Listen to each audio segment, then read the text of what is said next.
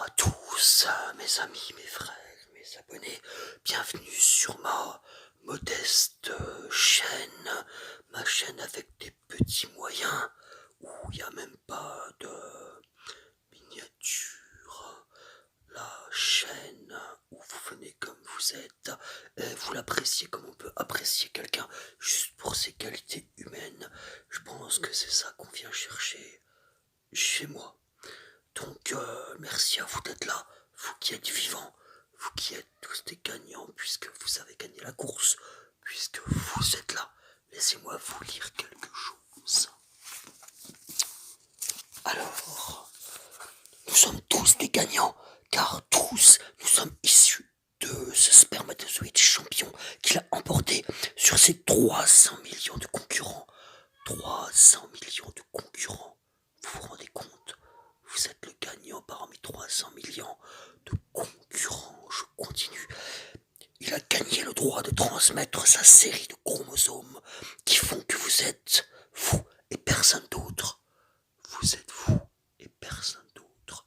Vous êtes unique, mes frères. Unique. Votre spermatozoïde était quelqu'un de vraiment doué. Il ne s'est pas englué dans quelques recoins, il a su trouver la bonne voie, il s'est arrangé peut-être pour barrer le chemin à d'autres spermatozoïdes rivaux. Donc c'était déjà une bataille. Tu as gagné un combat.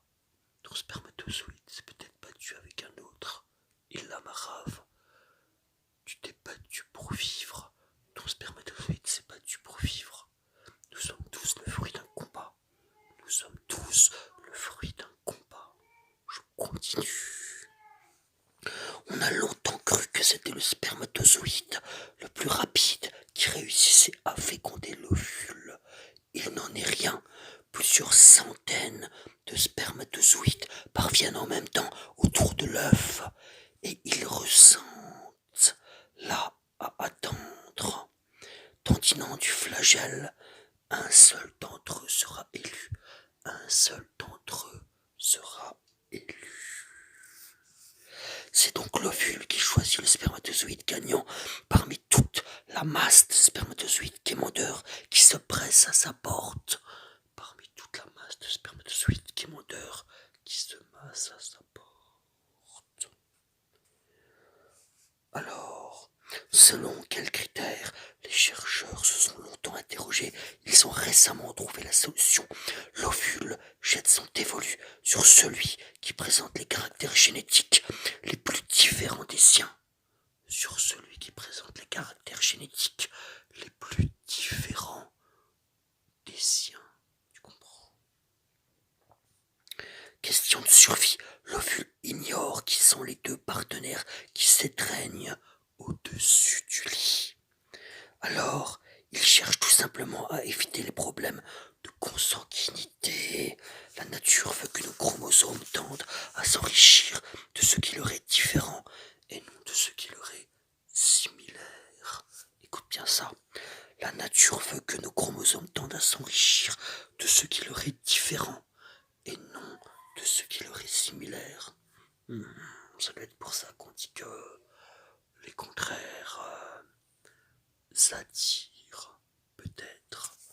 Bon, bref, ça c'était une petite entrée en matière.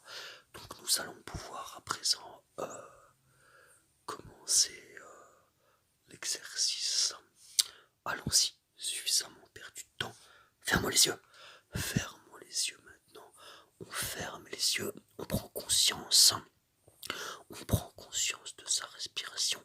On prend conscience de sa respiration lentement. On respire lentement. Et puis, on va partir du sommet du crâne. On va partir du sommet du crâne. Et petit à petit, on va prendre connaissance de tous les organes de son corps. On va commencer par notre tête. Notre tête. On va commencer par notre tête. Nous allons visualiser un petit rond, un tout petit rond au sommet de notre crâne, un petit rond qui tourne au-dessus de notre tête, un petit rond, un peu comme les auréoles des anges. Vous voyez ce petit rond, voyez ce petit rond qui tourne au-dessus de notre tête. Nous allons l'enfoncer dans notre crâne et il va descendre à l'intérieur de nous en tournant.